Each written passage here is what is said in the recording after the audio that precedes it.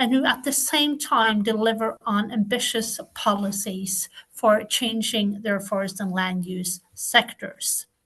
Building or supporting the establishment of strong national institutions and monitoring systems is a part of that effort. So since 2008, we've supported Indonesia, Brazil, Peru, and many other countries. Secondly, supporting indigenous peoples and local communities and strengthening their land rights is really key, both in terms of policies and partnerships backed with funding. Thirdly, we do need to mobilize more finance from the private sector if we are to succeed. And ODA funds can be used to de-risk and help mobilize that private funding. Our approach has mainly been to establish high integrity forest carbon markets, integrating high standards that create high confidence in the carbon market, mainly through a jurisdictional approach where national governments in tropical forest countries take strong ownership to how they want to reduce deforestation and forest degradation. And we do think that this focus on results, partnership, and mobilization is critical for the way ahead. Thank you very much. Thank you very much, Hege. We appreciate. As we have had funding, it's really important. At the end of the day, we have goals. We are aligning more information every day. But every situation, to move from one place to another, funding has to be there, and also ambitions to where we are going. So this next decade is going to be really important in aligning all these policies and moving forward. Also in our panel, we have Dr. Joko Triyanto. I would like to move on to you. How are you translating global policies into national forest and climate-related strategies and actions plans? Also, we will need to know from you, what are the challenges in aligning it? Because we are hearing like, this is how we have, this is what we are planning, these are the things that we would want to know. But how do we align to get into these goals? Yeah, thank you, Ibu Samunjama.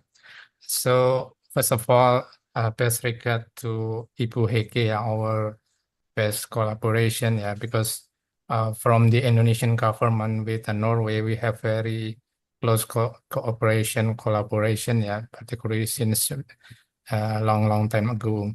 So let me introduce. My name is Pak Joko Triharyanto. I'm the CEO of Indonesia Environment Fund. So this is quite interesting if we look from the lesson learned that we already done from the Indonesian case here, because as we know that currently we suffering from, we call it triple planetary crisis, climate crisis, biodiversity crisis, and also a forest crisis.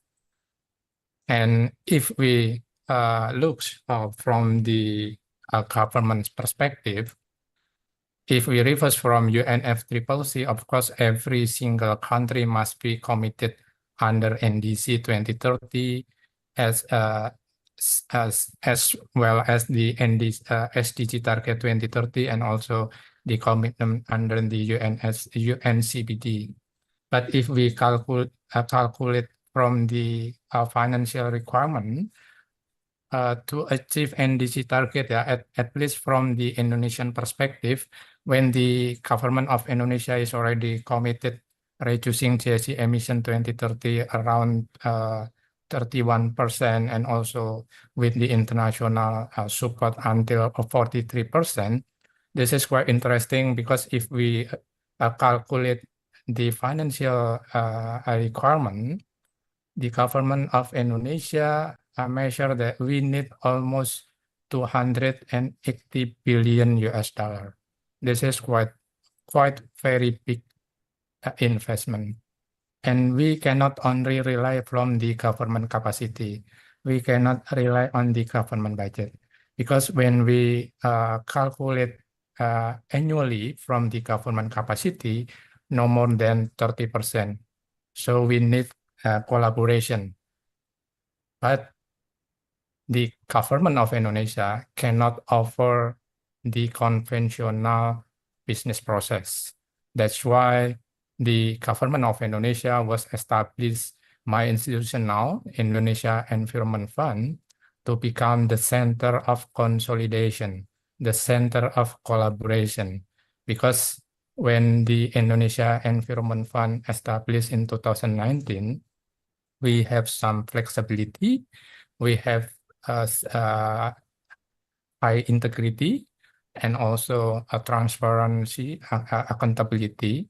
So we can collect money from all those financial resources, both set from the international, from the domestic, from the MDBs, from the philanthropies, from the foundation, and then we can deliver with high integrity to all those intended beneficiaries, including the indigenous people and local community.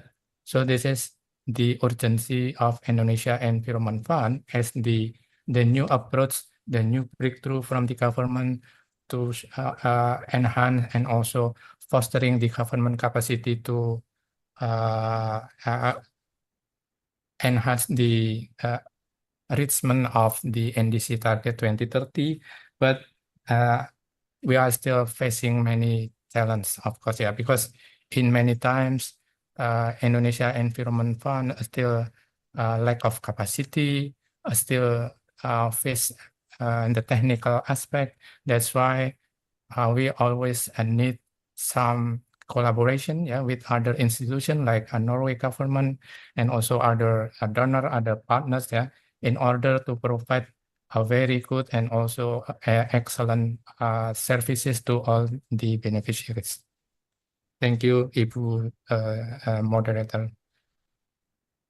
Thank you very much. Round of applause. Yeah, right now we will directly dodge to Dr. Juliet Biao, who has a pre-recorded messages for us concerning what progress has been made. Because everybody here you have heard, we are planning, we're thinking, this is what is being attained. But she's more or less going to give us on the UN strategic plan for forest of 2030 and how convention and strategies can be leveraged to support forest while navigating political uncertainty. Please let's hear from Dr. Juliet Biao.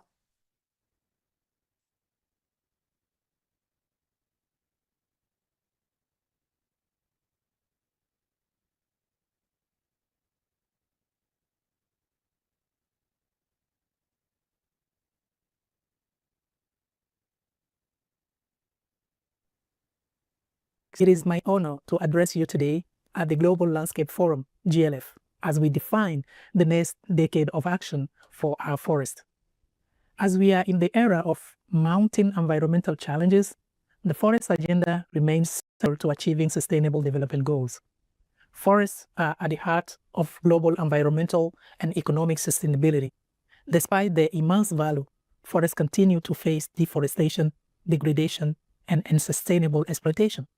The Global Landscape Forum has become a crucial global platform with its thematic pillars, including landscape restoration, finance, and measuring progress, aligning with the United Nations Forum on Forest strategic vision to foster collaboration to address the global challenges of deforestation and landscape degradation. GLF has also played a pivotal role in integrating the forest agenda within the broader landscape approach, bringing together the key stakeholders. One of the key goals of the United Nations Strategic Plan for Forests, UNSPF, is to reverse the loss of forest cover globally through a range of actions, including conservation, restoration, and sustainable forest management. A new global monitoring and assessment report is expected in early 2025, which will provide concrete data and insights on the progress made under the UNSPF. However, the most recent reports indicate that we are significantly behind in achieving the global forest goals and associated targets.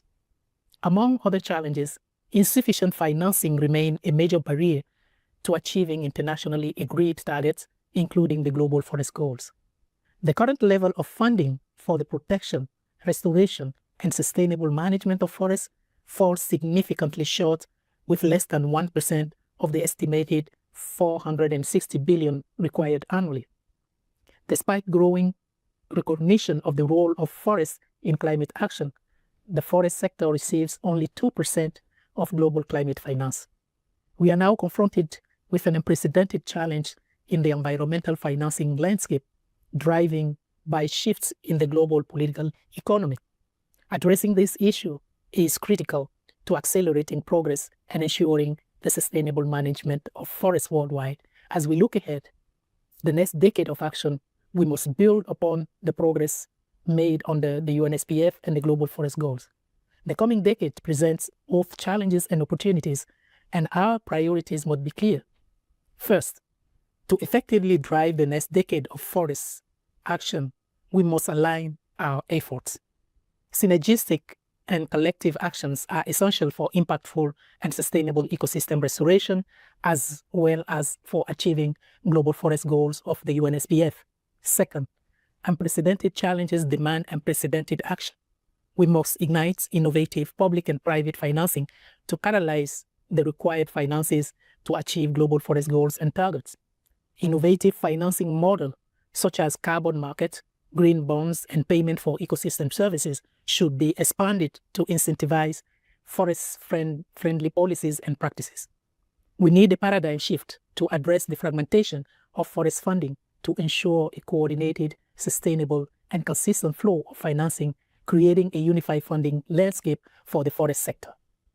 The United Nations Forum on Forest Secretariat remains committed to assisting member states within its mandate in devising a global forest financing strategy and providing access to comprehensive data on forest financing through the Global Forest Financing Facilitation Network, GFFN, and the Clearinghouse.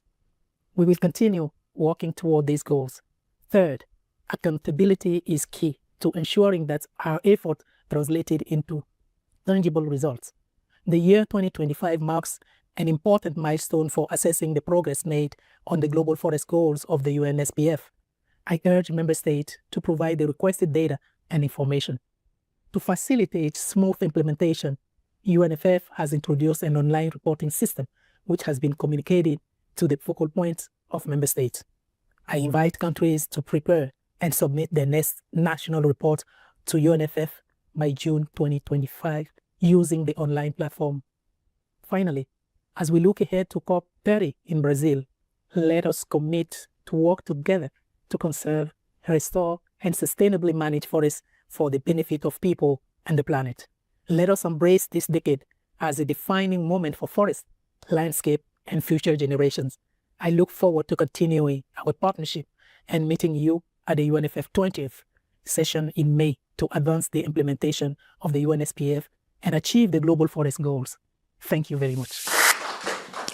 Thank you very much for that wonderful message. But before we move on, I would still indulge our panelists. I need to know, after hearing from each and every speaker in terms of the planning and the thoughts and the way forward, I will start with you, Dr. Joko. Would you have key takeaways after hearing from Dr. Juliet, but also from Hege, please? Yeah. So from our financing perspective, we know that very challenging if we talk about how to overcome the triple planetary crisis, particularly from the financial side.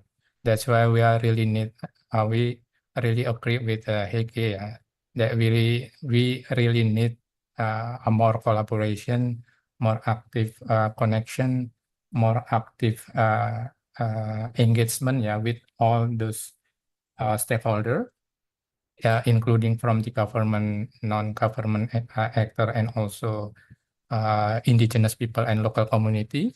And then we put indigenous people and local community as a shareholder, not only stakeholder but shareholder, because they are we put them as the ultimate goal, ultimate beneficiary.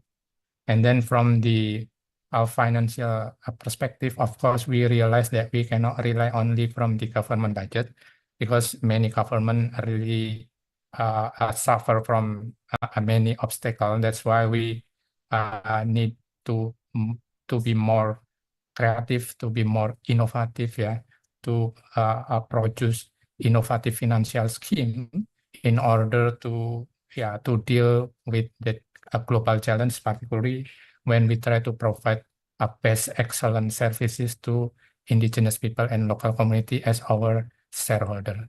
Thank you. Thank you very much, Dr. Joko. Now to you, Hege, what do you reflect on everything that fellow panelists have explained in this panel, please? Thank you. I agree very much with my friend Joko, the previous panelist. So it's good to speak after him. But for the way ahead, I think we really need to focus on results. Because for many tropical forest countries, including Indonesia, Brazil, Colombia, and others, are delivering very impressive results in reducing deforestation. And that helps both mitigate climate change and preserve biodiversity and combat poverty and strengthen rights. That's things that benefit all of us, the whole planet. It's a global service that these countries deliver. And we have to step up our action from the global north and support these countries in their ambitious strategies.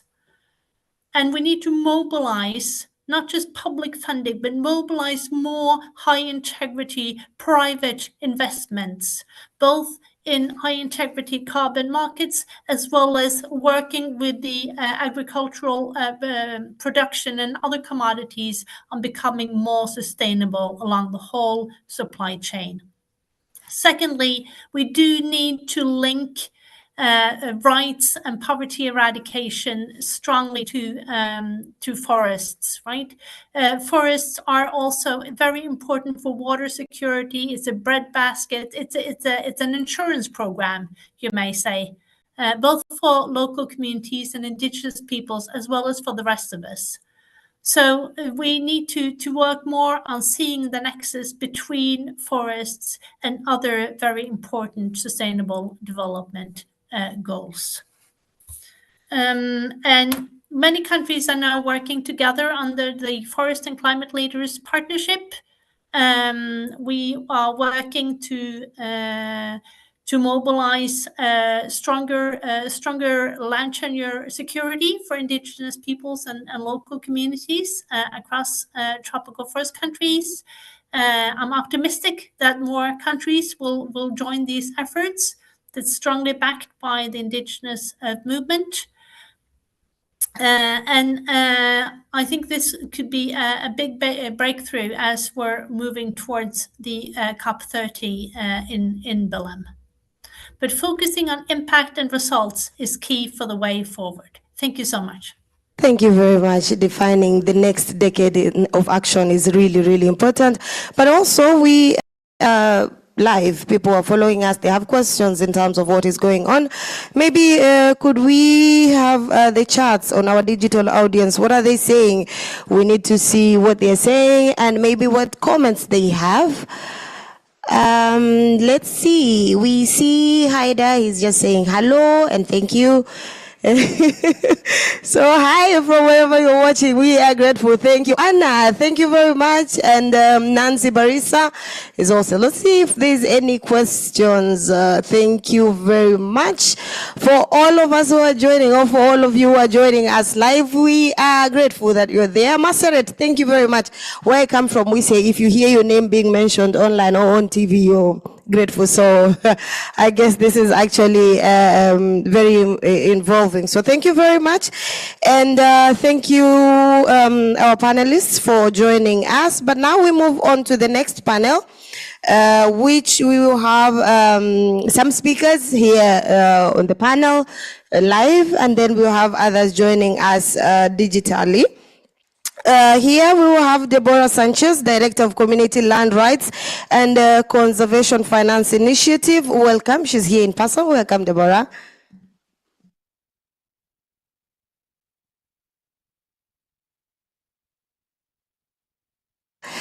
We will also have Dr. Kate Dule, who is Land Gap Report and author and research fellow from the University of Melbourne, who is joining us digitally. As you can see, we welcome Kate. We will also have Camille Rivera Roa, Restoration Steward, Westland 2021, and GLF Mindanao Coordinator, who is also joining us digitally from Bogoa office. You're welcome. Actually, very happy. And then we'll be joined by Teresa Clara Loch, who is also joining us. He's an International Forest Students Association, also joining us digitally. Let's see the smile. We are having good plans, yeah? So we dig in directly, and I am told now that I have to go up here and continue with this information.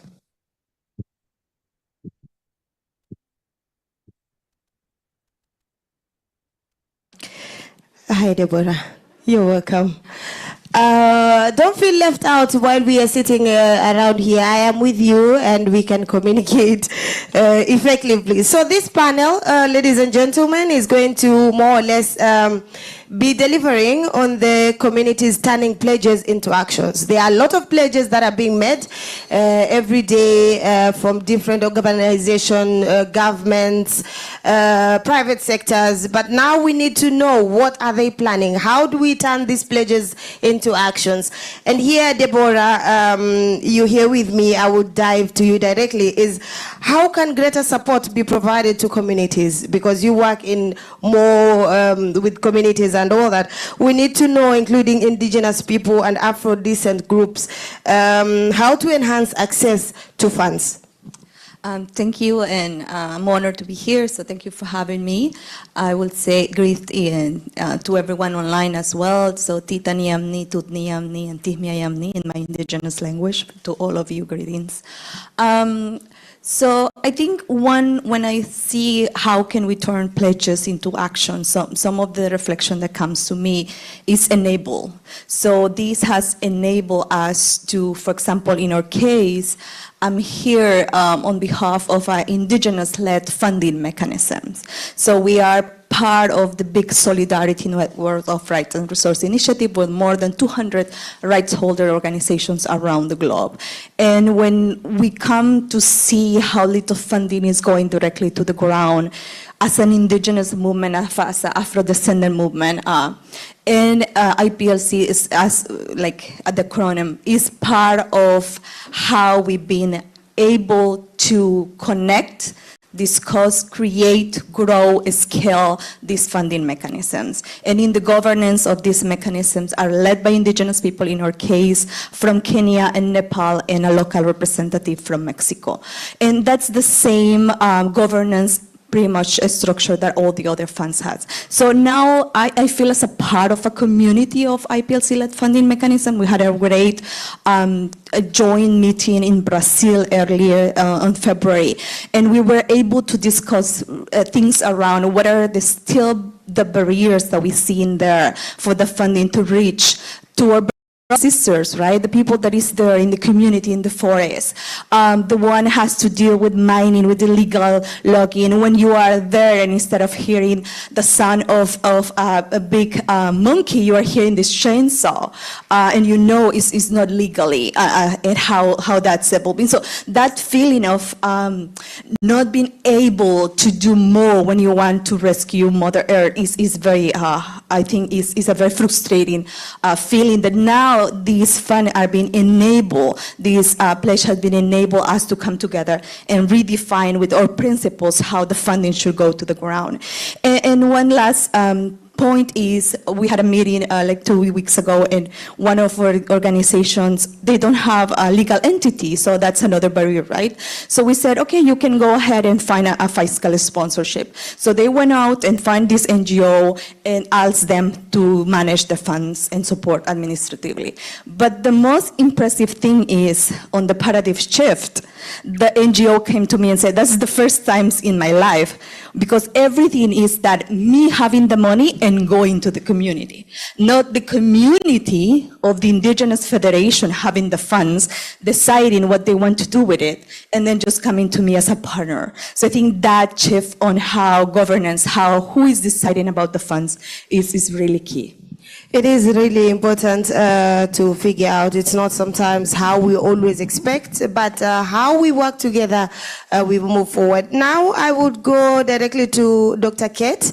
For you, I would like to know, based on your work and land gap report, can you please share with us what are the major feasibility challenges that are being currently faces in terms of policy pledges for land-based climate solutions, and what do you see opportunities to bridge these gaps? How do we make sure that we properly align all these areas, please? Yes, thank you very much, and thank you for having me. So I wanted to talk about the Land Gap Report, which is a report that we published in 2022. And the big finding of this was that we looked at all of the government's national climate mitigation pledges for 2030 in NDCs, but also for 2050 in long-term strategies. And we looked at how much land would be required to meet the mitigation component of those pledges, where mitigation relied on land. And in aggregate, the area of land was 1 billion hectares. So this is a really large area of land. It raises a lot of questions around what are the current uses of those lands, who lives in those lands, where are these areas of land, which is information that is not given in the pledges for the most part. They're quite abstract pledges. So in terms of the feasibility challenges and how the issues this raises, the first is that this would imply, if governments implemented their climate mitigation pledges for net zero with the amount of land currently stated in those pledges, it would imply an unprecedented rate of land use change in terms of reforestation, so tree planting, and in terms of energy crops for bioenergy. And this would bring great risks to food security, to land rights, to people already, Indigenous peoples and communities trying to secure land rights.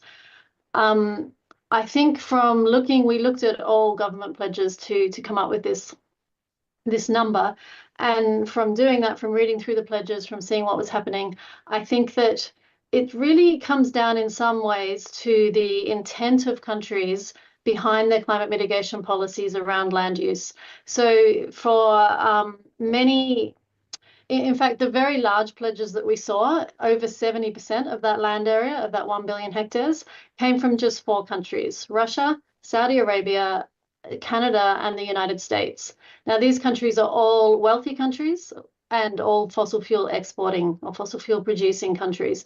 And so this leaves me with very little faith that the pledges in here are well intended to reflect regenerative or restorative good land use policies. On the other hand, most least developing countries had much smaller areas of land, but the pledges around land and climate change were focused on agricultural regeneration, agroforestry, restoration. And so I think the intent there is likely to deliver better outcomes. And overall, we need climate mitigation. In terms of the land sector, climate mitigation pledges should be developed in synergy or in conjunction with adaptation pledges, because mitigation and adaptation really should look like the same thing in the land sector. Thank you very much, Kate. Now I think we should move directly to Bogor, where Camille Rivera Roa. I would like you to reflect on the experiences you're working with, because being in the field, mangroves in particular, with community-led, how can we improve the alignment and the global forest policies from your base, from where you come from, and exactly what you deal with every day, please? Thank you so much for the question. I just also want to thank people here in Bogor. So we are here for the last 3 days. I just want to shout out with the people that are here, and we've talked a lot about Asia, different landscapes, and actually in terms of what we've discussed here for the last 3 days, we still face the same challenges, the same issues in the governance and in the conservation targets. So I just want to mention that we are here in Bogor. Going back to your question on about the local communities and about how we can bridge the gap, I want to center to the word collaboration and really talking to each other, because I can give two examples that are very successful in the work we do. And that was when we started the restoration tour that I did together with Global Landscapes, where we rehabilitate abandoned fish ponds to mangrove forest. And what really showcased there was that the local communities already know about what they're doing. They already know about local ecological knowledge, but they just needed more funding to be able to scale up. And so we were able to give them the funding. We were able to collaborate together with their local knowledge and the science of mangrove rehabilitation. And only then it was really successful. In fact, we got into 70% success rate for our mangrove rehab. And with that in mind, they were able to give that knowledge to other local municipalities. They were able to share that.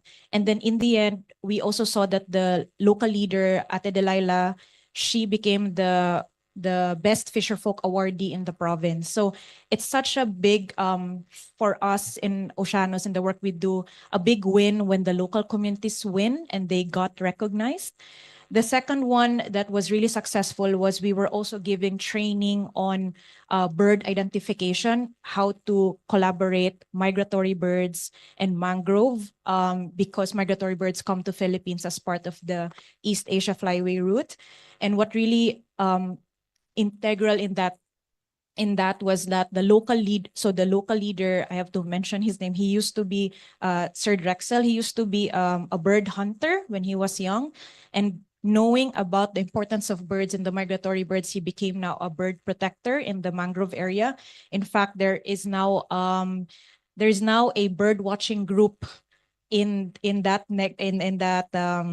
area, and then now the data that the locals collect is now very important in bridging the key biodiversity area for the Talabong Mangrove Reserve. So you can see that from what we gave them the capacity, the training, they become now the protectors. So from hunters now to protectors of the mangroves and the migratory birds. And I just want to conclude that it's all about collaboration, because it brings me to the point that most of the global forest policies are a very top-down approach, and metrics around like carbon metrics or biodiversity targets, it's very top-down, and there's no voices of the local communities and especially indigenous people. And what I want to emphasize is that one way, and we've discussed this many, many times here in the last 3 days, is that we need that collaboration where we co-design together with the locals, where the monitoring frameworks has to redefine what success is, because for local communities, success is very different. It's about survival. It's about like it's about fisheries. It's about natural resources. It's about culture. And it's not about the targets that was placed upon them from the top. So we need to foster that partnership collaboratively. We also need to have that accountability in terms of those targets. And then the next point is really about investing on the training, capacity building, and also the funding is really something very important for local communities, because without funding, they cannot really scale up. And without the recognition, they cannot share also to local communities, other local communities, and there's no scaling to other different areas. So we need to invest in this capacity training, skills, and funding, so that we can bridge the gap where local initiatives can go into the policy framework. So that will be all.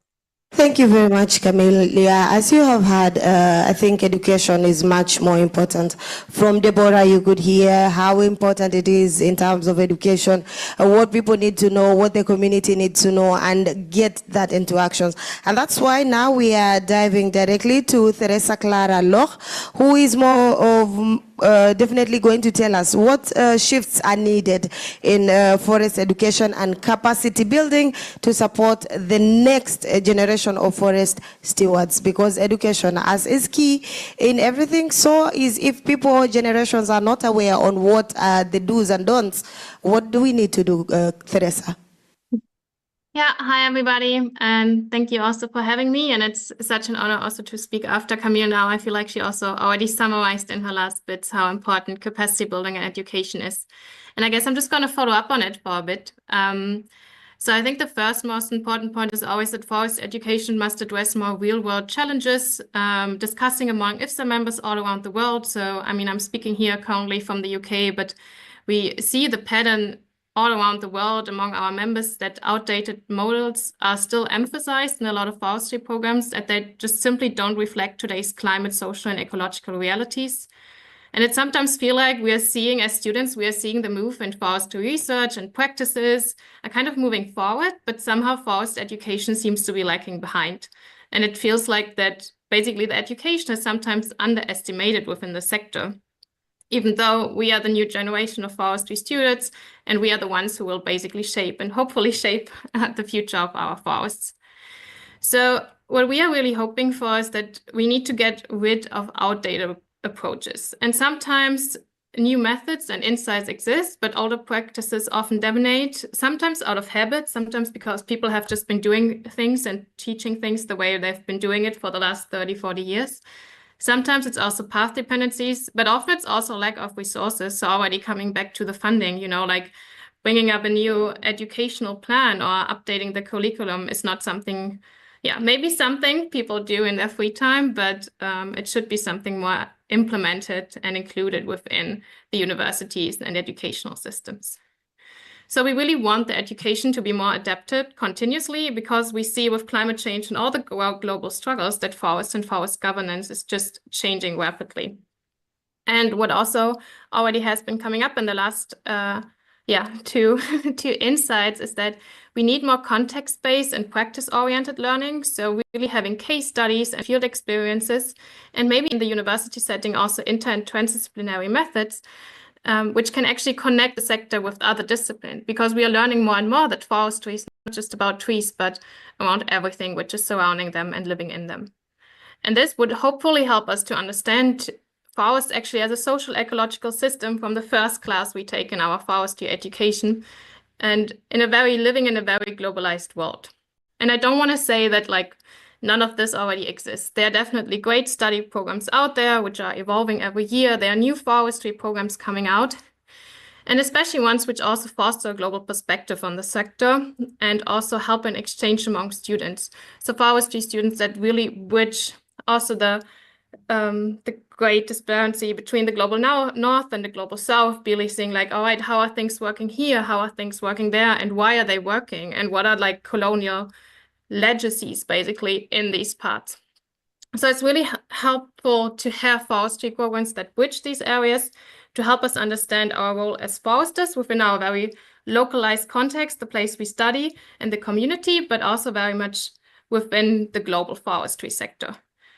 And another big part, which is always very important to me, is also that we need to integrate more diversity and gender equality within the forestry education. I'm sure many of you know that forestry traditionally in a lot of places around the world has been a very man-dominated sector, and we still see so many structural barriers, discriminations, simply fewer role models and unequal accesses to resources, but also limited mentorship, which is so important in education. And again, there are, I feel like in the last 5 to 10 years, so many great initiatives around which really aim to include more Indigenous knowledge, aim to include more people who haven't been seeing themselves in the forestry sector before. And one of them is the Forget book, a massive open online class on forest, which is fostering gender equality, diversity, and inclusion in forest-related sectors. And we've been seeing that quite a lot of people actually engaged in these online programs because it's something they maybe cannot get in their local university, but then can use it as an open access. However, we also see that we need to make use of these global resources. So even though forestry is often quite localized, we should incorporate these global efforts around the world and initiatives and all the great things we're hearing today to actually be integrated in the classrooms. And this not just as an add-on, but as a substantial part of our education. So summing up, I guess forest education should equip students not only with the knowledge about forests, but with the capacity to protect and manage them within their social ecological context. And we should discuss with the students as well what they see as relevant in their local places, right? Like, I think Camille also touched upon like top-down approaches, which are still in place. So maybe we could also bring bottom-up approaches into education and seeing, all right, what do we want to learn? But yeah, so I guess that means that we want education to be more critical, to be more inclusive, and to be more adaptive, and thereby very much grounded in lived realities. So thank you very, very much. As you have heard, it seems these wonderful ladies have more and more information to share, but time is not also on our side. I'll get back to you, Deborah. Takeaways from what you have heard from fellow panelists. What do you think of everybody's saying about education, aligning communities, indigenous people? What do we do? What is the way forward, and takeaways that you have taken from fellow colleagues? Thank you. I think partnership is one of the words also that comes to my mind, but also like recognitions. So we talk about education. We also have to talk about indigenous knowledge, for example, on the forest. It's also when we see everything also comes to funding, right? To how we make funding available to the ground. And I think how can we really partner together with all the sectors, also the government wills and political wills to develop laws, but also looking at how diverse and how this process of land rights, indigenous rights, is so different, so diverse, based on the situation. So we have experienced land rights recognition from the traditional authorities on a community that are recognizing for the first time that women has rights to the land in that community.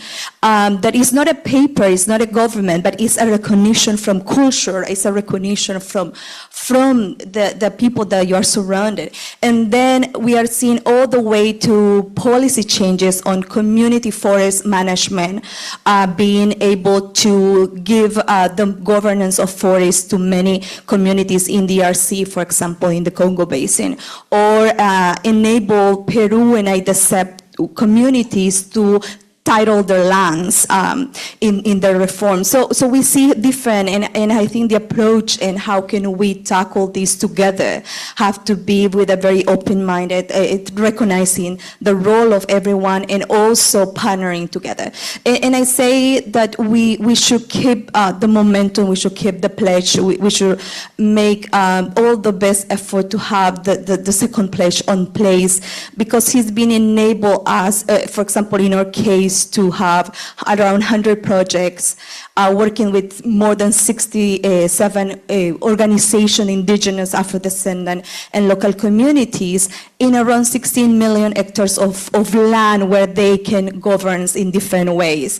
And that is a very little contribution. So there is a lot more there that has to be happen. And I think it's in the hands of us to really make it sure that we're coming together. And we see that there is philanthropy governments like Germany in our case are supporting us in this journey, but we need, how can we bring more people from different sectors? How can we bring and open this discussion to those that are not in the room? I think that's another challenge for us in this next decade. So how can we involve more people around this? So I will say partnering, I will say solidarity in this time is really key, and working together to define what is meaningful for us and how can we really support the people in the front line of communities. Wonderful, Deborah. And shout out to the people who are watching us or following from Bogor. You're seeing the wonderful audience following it live. So thank you very much. Dr. Kate, maybe finalize on what are your takeaway in this short time that we had to discuss about what you think and what's up. I'm told time is up. Can we please wrap it out, please? Thank you. Yes, very briefly, partnering and collaboration. I think what I've heard from the other panelists, this also needs to be the case with NDCs. So NDCs shouldn't be top-down pledges, particularly so important in the land sector, that they're developed, co-designed with local communities, Indigenous knowledge is brought into this, and that knowledge is fed up into what can be achieved in climate pledges. Teresa, maybe let's say summarize it in a sentence. What is your takeaway for today? Yeah, thanks. I already reflected quite a bit on what Camille says, so I'll just say that I want to come back what Deborah said in the beginning, that there's like wanting to do more, but feeling like we cannot. It's such an important part. Also in education, like trees are growing forever. What can we do to impact them? And I think I just want to bring that in education, we should more focus on the capacities we have and what we can do. So yeah. Thank you very much. Camille, to you, one more sentence before we close this wonderful panel of beautiful ladies, by the way. You have seen it's just typical ladies. Yes, please. Thank you. I just want to mention that after everything, I think we need to understand and recognize that the locals are not just beneficiaries of the forest. We need to recognize that they live with nature, they know the nature, they know what's happening. So we need to recognize and put their voices out in COP30 and all the biodiversity targets we have. Thank you. Thank you very much. Wonderful people, wonderful panelists. Thank you very much, Deborah. Thank you very much, Dr. Kate. Thank you very much, Teresa and Camille and everybody who is joining us live. I would not have any more time to continue speaking. I would like to return the mic to the wonderful host, and thank you very much for having us, and I will have a wonderful conversation. Thank you.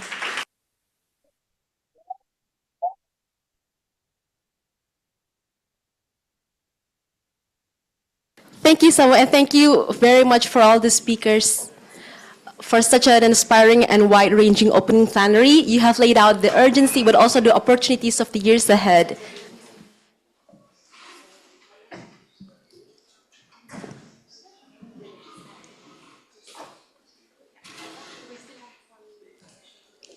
Okay, yeah.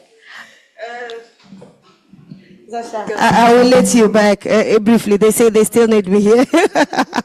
Yeah, at the end of the day, we started with opening remarks, so definitely we will need closing remarks.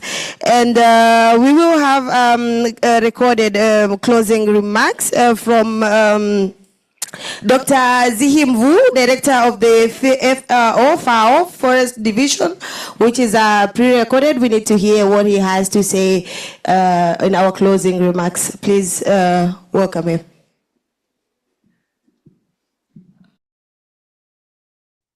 Excellencies, distinguished participants, ladies and gentlemen, thank you for inviting me to address the opening plenary of the GLF Forest 2025 event to discuss the future of forests.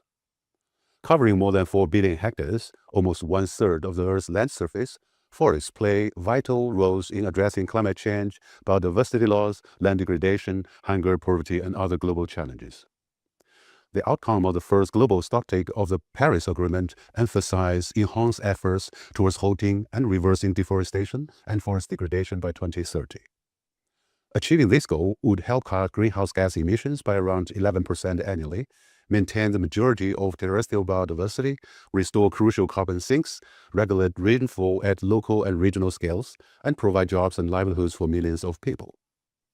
It is encouraging, therefore, that some countries have been able to reduce deforestation in recent years, affecting also regional trends, as the next global forest resource assessment to be published later this year is expected to show.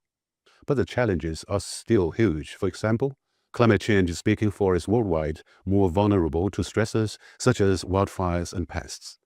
Every year, up to 70 million hectares of forest are burned by wildfires and 35 million hectares of forest destroyed by pests and diseases, in addition to 10 million hectares lost to deforestation. Global wood production is at record levels, at about 4 billion cubic meters per year, and projections to 2050 indicate significant increases in wood demand. For example, 49% increase of global roundwood demand between 2020 to 2050. Meeting the UN Global Forest Goals target to increase forest cover globally by 3% by 2030 will require an additional 150 to 200 million hectares of new forests. FAO is initiating a global forest outlook study to 2030 and 2050 to present a global trend in conservation, sustainable production and use of forest resources, and to assess the implications of increases in forest cover and in biomass production for food security and environmental benefits. The study will help the sector act wisely in enhancing benefits from forests while developing a sustainable forest-based bioeconomy. FAO, in partnership with its members and partners, will continue promoting the potential of forests as solutions to global challenges, including through promoting forests at COP30 in Brazil later this year. We need to work together to unlock the full value of forests, including the most vulnerable. This includes facilitating access to forest finance and scaling up the use of data, science, and innovation. One of the aims of this GLF event is to strategize about the next decade, a decade in which action must scale up dramatically if we were to achieve the global forest goals and a better future for people and the planet. Part of this must be to redouble our advocacy for forests. This event provides us with a great opportunity to do so. Therefore, I wish the forum a complete success. Thank you.